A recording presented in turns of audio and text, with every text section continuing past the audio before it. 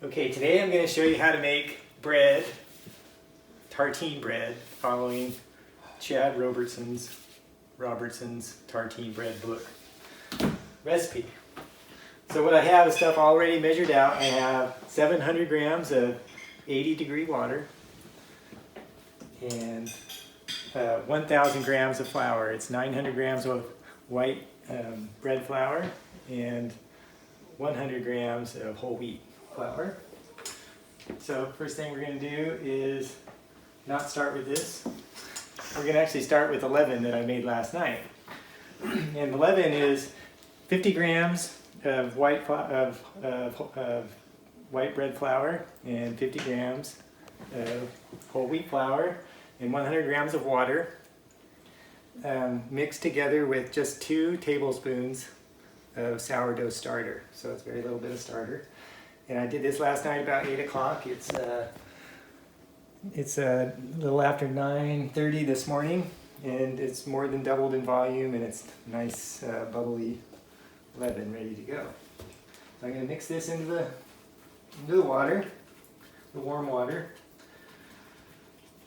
We use 80-degree water so that it promotes the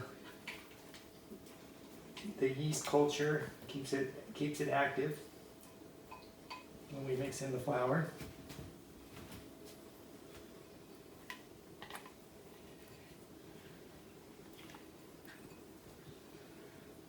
So the book actually says to use 200 grams of this leaven. I'm actually using more like probably 240 grams because I had 200 grams of combination of water and flour, and then I added the 2 tablespoons of starter to that. So I have a little bit more, but I just use it all.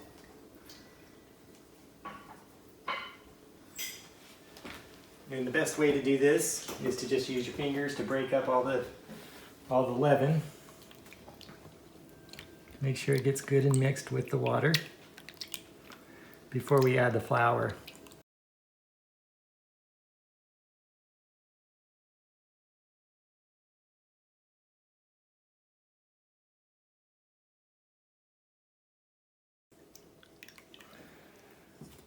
Okay, so now that that's good and broken up, I'm going to pour the flour into it.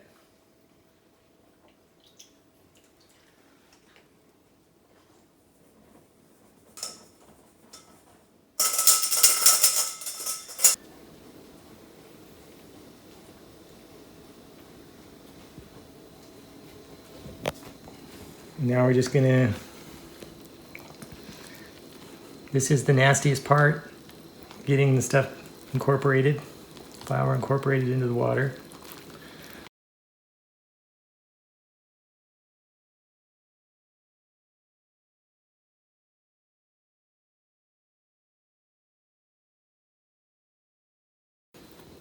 So you want to do this until there's no more bits of dry dough.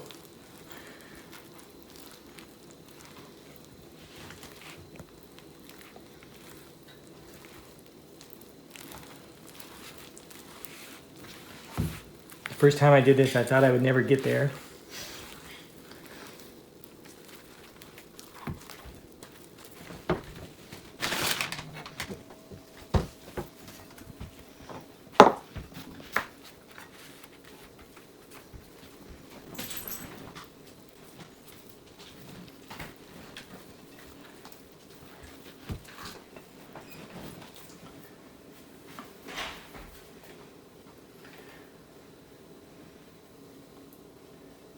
Obviously, the first step is make sure you have good, clean hands.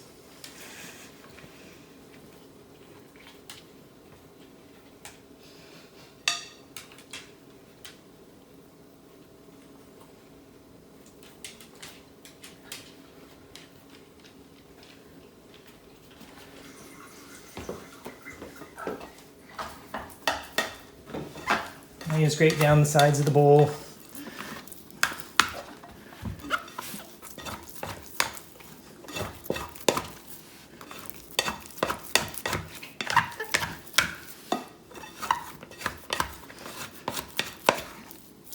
You want to do this in a nice big heavy glass bowl so that you don't lose a lot of the heat that was in the water. We want to keep this dough warm. I started with 80-degree water.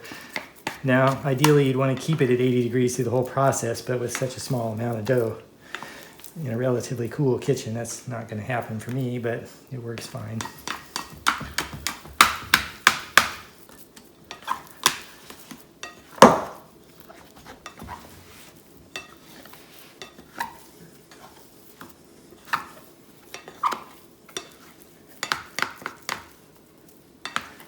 Okay, so now what we're going to do is just let that sit for, I'll look in the book, but I think it's 40 minutes. Okay, it's been 35 minutes. The book says 25 to 40 minutes for the resting period, and that basically allows the water to be really thoroughly absorbed into the flour. You also notice I have it covered here. I keep it covered and I keep it on this cork hot pad in an attempt to try to keep the bread, the dough, warm. If you recall, I used 80-degree water. I want to keep it a little bit elevated in temperature to keep the yeast, help promote the yeast activity. Okay, so it's been, the resting period is done. I'm going to set that aside. I have 20 grams of salt here. I'm going to add to the top, and 50 grams of water.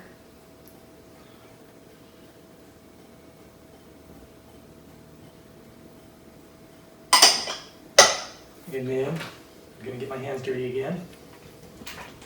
Just going to kind of work that salt into the dough.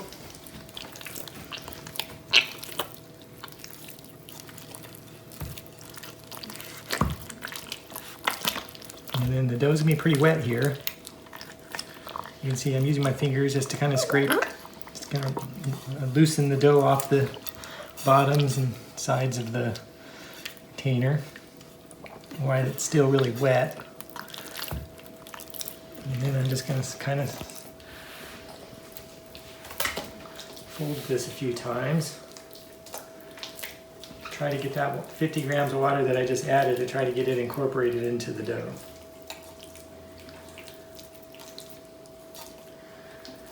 Okay, that's probably good enough. A little bit of a mess, and it's still really wet dough, but that water will absorb and we'll start to make a much nicer dough. Basically now we're starting the bulk fermentation process. And so I'm gonna just, you don't really work this dough too much. Everything from here on out would normally be done right in this bowl. I'm gonna end up splitting this though to make two different types of bread. I'm gonna make a rosemary and a rosemary and Kalamata olive loaf. This is enough dough to make two nice big loaves of bread. So one loaf I'm going to do fresh rosemary and Kalamata olives, and then the second loaf I'm going to, the second half of the dough I'm going to make some pizza dough out of. My family wants pizza tonight, so we're going to give that a shot. But I'm just going to be walking you through the regular bread making process. So I'm going to cut this in half in a little while, and then work it as two separate batches. So that's it. See you in a half hour. Okay, it's been 30 minutes, and now that we're in the bulk fermentation process, we're going to repeat this every 30 minutes. We're going to do a turn of the dough. I'm going to cover it here. Normally at this point, at this first turn, I would be adding the ingredients that I want to, the special ingredients that I wanted to add to the bread. So I would normally add about 3 tablespoons of rosemary, fresh rosemary, chopped up, and about a bowl, I'll show you the size of the bowl, but a bowl full of quartered Kalamata olives. But what I'm going to do this time, the dough's still a little bit wet to divide it. So this time I'm going to give it a turn, wait 30 minutes, and then add the ingredients next time after dividing it. But to do a turn, you get your hand wet so that the dough doesn't stick, and you just grab the part of the dough that's kind of opposite from you, reach underneath, stretch it up, fold it over, turn the bowl, stretch it up, fold it over. Do this about 3 or 4 times. So there you have it. That's the turn. That's good for another 30 minutes. We'll cover it back up and be back in 30 minutes. And next time I'll divide the loaf and then and then be working on 2 separate loaves, one for pizza and one for the Rosemary Kalamata olive loaf. Okay, another 30 minutes is up, and this time you'll see I've actually divided the dough, so I'm going to have this bowl over here for the pizza dough, which I'm not really going to focus on. And then this one here will be my the bread that I'm going to make, and here are the ingredients I'm going to add. Normally, like I said, normally I leave all the dough in one bowl. I never take it out of the bowl until I'm ready to divide and shape the loaves. Normally I'd use about a bowl full of Kalamata olives, by pitted Kalamata olives, so you save yourself the trouble. I quarter them. I guess I probably have a little over half of what I would normally use here, but more is better. And then normally I'd use about 3 tablespoons of fresh chopped rosemary, and I have about 1.5 tablespoons. So let me go ahead and do this. So what I would do is add my bread ingredients.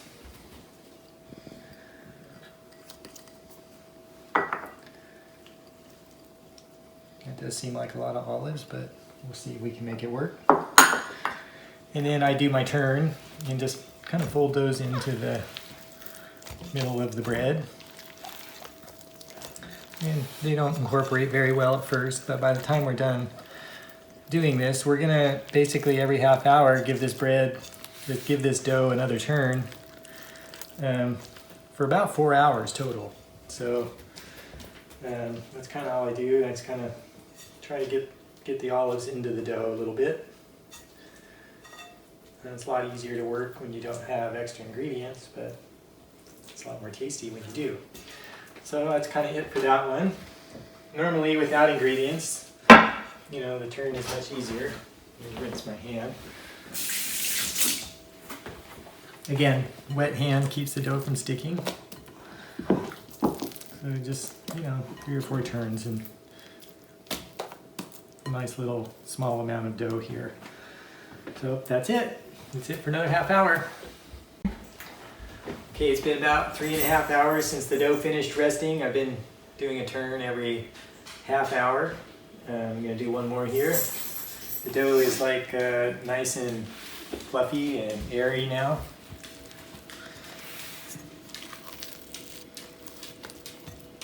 And so I'm just kind of do that, treat it gently. And then this one, same thing, it's getting fluffy and airy. Getting some more of the bubbles in it. So I'm just going to do that one last time.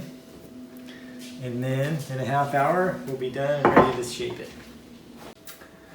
Okay, this dough is ready, so we're going to dump it out on the work surface and start doing the initial shaping. Normally at this point I would have twice as much dough in here, but I'm just only doing 1 loaf this time. So we just take the bowl and dump it out on the work surface. Lightly flour the loaf, the dough.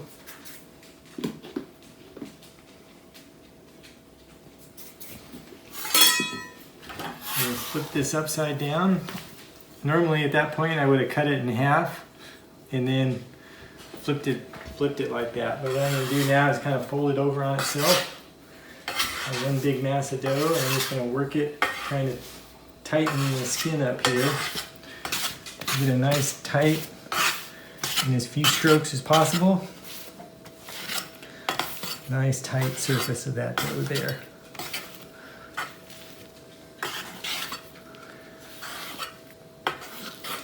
Yeah, that looks good. And I'm just going to let that rest. That sits there for another 20 minutes now, at which point we'll do the final shaping of the dough. Okay, it's been about 25 minutes. You can see the dough is started to flatten out. It's no longer a nice ball, but so it's relaxed a little bit. We're going to flour the top lightly.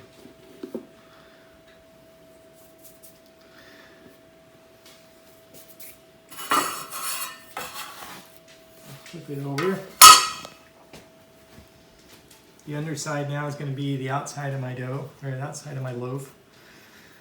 I'm just going to do these build some tension into the outer surface of the dough.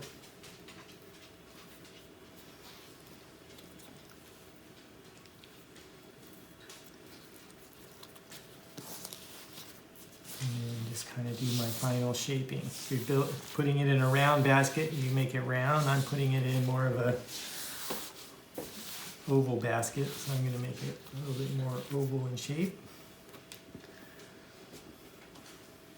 Flour it again. And put it in my basket.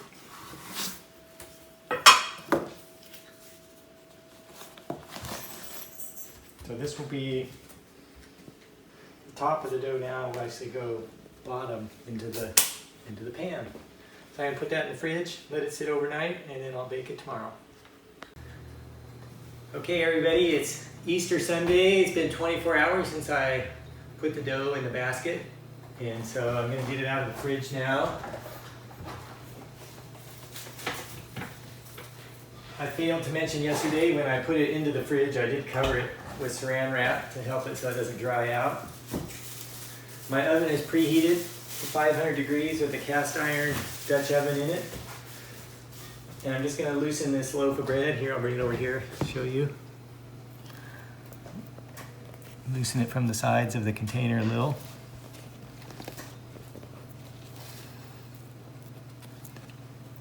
Just so it doesn't stick. Hopefully it won't stick. Okay.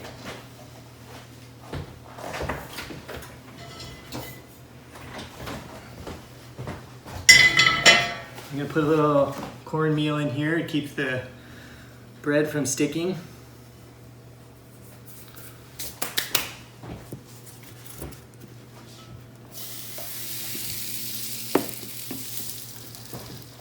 And then we score the loaf so that it has a nice place to split naturally.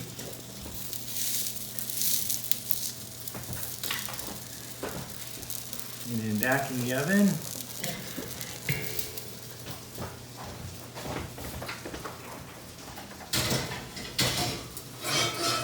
And we cover it up with the other half of the Dutch oven. And lower the temperature to 450, and we'll leave it in there for 20 minutes, and we'll be back then. Okay, it's been 20 minutes, so we're going to take the top off of the combo cooker, the cast iron combo cooker.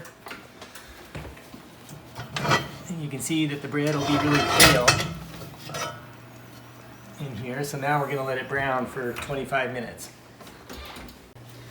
Okay, it's been 25 more minutes, so a total of, what would that be, 45 minutes of cooking at 450. So loaf should be done. Oh yeah, that's good. You can see that it's expanded a lot. You can see that's the slit that I put in it, the score mark, and how that expanded. Take it out of this pan here and set it on the rack to cool. And now, just in a moment, you'll start to hear you won't hear it there, but you'll start to hear I can hear it already, the bread starting to crackle as it changes and expands and contracts, so as it's cooling off.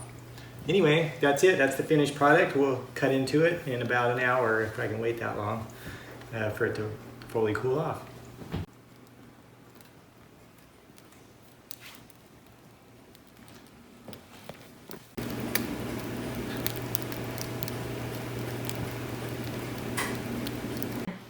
Okay, it's the moment of truth. We're going to cut into this bad boy and see how well I did.